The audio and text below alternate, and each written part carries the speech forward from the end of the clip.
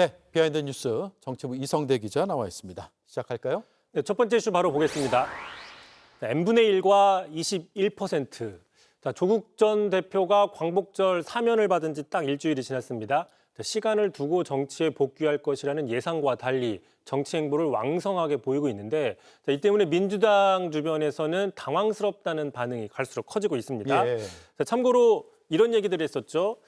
아무리 사과를 몇 번 한다고 해서 2030 마음이 열리겠느냐. 또 내년 6월 지방선거에 출마하겠다. 그리고 민주당과는 덮어놓고 합당을 하실 생각은 없다. 상당히 이슈가 되는 발언들이었고요. 특히 세 번째 발언. 지금 이재명 대통령 지지율이 하락하고 있는데 그래서 사면 탓이라고 하지만 정작 사면 영향은 n분의 1밖에 되지 않는다. 지지율 하락이 전적으로 자신의 사면 책임은 아니다라는 취지로도 해석이 되고 있는 발언들인데 이런 발언들 불과 일주일 만에 다 나온 발언들입니다. 정치인이기 때문에 정치 행보를 하는 것이야 뭐 당연한 일이겠죠. 그런데 사면되자마자 활동을 많이 하다 보니까 민주당 측에서 당혹스럽다는 반응들이 나오는 것 같아요. 그렇습니다. 조국 전 대표가 이 대통령의 지지율 하락이 n분의 1, 사면 탓은 n분의 1밖에 불과하다 이렇게 주장한 것과 달리 오늘 한 조사가 나왔습니다. 갤럽 조사를 보시면 이 대통령의 지지율은 더 하락을 했죠. 특히 그 부정평가 이유를 보시면 특별 사면이 21%로 다른 이유들에 비해서 상당히 격차가 큽니다. 다시 얘기해서 특별 사면이라는 저 상황이 다른 이슈들보다 2배 정도 격차가 큰데도 뭐 비슷한 여러 요인들 중에 하나를 뜻하는 n분의 1로 설명하는 것은 좀 설득력이 떨어진다 이런 지적이 나오는 것이고요.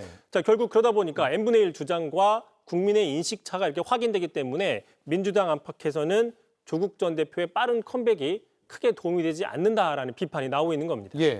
어제 우상호 정무석이 이런 얘기를 했습니다. 이번 정치인 사면으로 가장 피해를 본 사람은 이 대통령이다. 아마도 여권의 기류가 반영된 발언으로 보이네요. 그렇습니다. 이 대통령이 부정 여론이 만만치 않다는 것을 알면서도 사면했기 때문에 그 당사자인 조국 전 대표도 이 대통령의 부담감을 좀 알아줬으면 좋겠다라는 뜻이 깔렸다 이런 분석도 있는데요. 그러자 이제 민주당 안에서는 조국 전 대표의 사면을 가장 앞서서 가장 먼저 주장했던 의원도 일주일 만에 입장이 180도 달라졌습니다. 직접 들어보시죠. 나오자마자 마치 개선 장군인 것처럼 다음에 출마하겠다, 정치적 성과로 보답하겠다 뭐 이런 식의 메시지가 국민들의 공감 이런 부분에서 동의가 안 됐고 반성까지는 아니더라도 최소한 자숙하는 모습은 있어야 되는 거 아니었나라는 게 국민들의 좀 생각이. 특히 그 지도부에서도 잇따라 자제 좀 해달라는 주문이 나오고 있는데 어제였죠. 한준우 최고위원은 저 n분의 1 발언이 지금 당내에서 불편한 분들이 많다라고 얘기를 했고 오늘은 전현희 의원이 언론에 나와서 국민들이 지켜보는 만큼 더 겸허하고 신중한 행보를 부탁한다라고 얘기를 했습니다.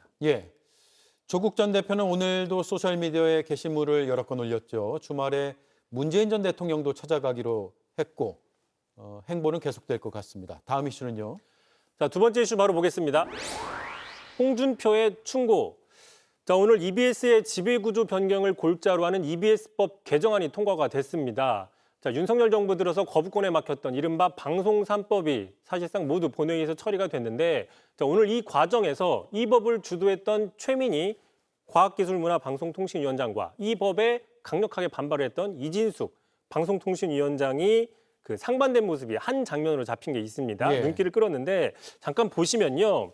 이진숙 위원장이 저렇게 국무위원석에 사실상 혼자 앉아서 표결을 보고 있는데 본회의장이네요. 본회의장입니다. 바로 그 뒤에서 저렇게 표결을 하고 환하게 웃으면서 나오는 최민희 위원장의 모습이 같이 잡힌 겁니다. 상당히 대조적인 모습이죠.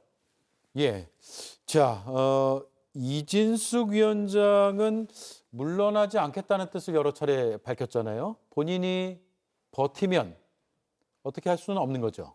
그렇습니다. 참고로 방송통신위원회라는 그 조직은 5인 체제인데 현재는 이진숙 위원장 한 명만 있는 1인 체제입니다. 사실상 업무를 할 수 없는 상태인 것이죠. 그런데 민주당 입장에서는 위원들을 충원해주는 대신 방송통신위원회를 폐지하고 새로운 기구를 신설하는 방안을 추진 중입니다. 만약에 이 법이 빠르게 9월에 통과가 되면은 이진숙 위원장의 직은 자동적으로 상실이 되게 되는 겁니다. 그러자 이제 홍준표 전 시장이 이렇게 얘기를 했습니다. 정무직이나 공공기관장은 정권이 바뀌면 스스로 물러나는 게 맞다. 정권이 바뀌었는데도 자리를 지키면서 코드가 다른 새 정권의 목리를 부리는 모습은 바람직스럽지 않다라고 얘기를 했는데 물론 이 글에 주어는 빠져 있지만 이진숙 위원장의 태도를 비판하는 게 아니냐 이런 분석이 나오고 예. 있습니다. 이슈의 제목이 홍준표의 충고였는데 마지막에 나왔네요. 왜 충고인지 알 것 같습니다. 잘 들었습니다. 이성대 기자였습니다.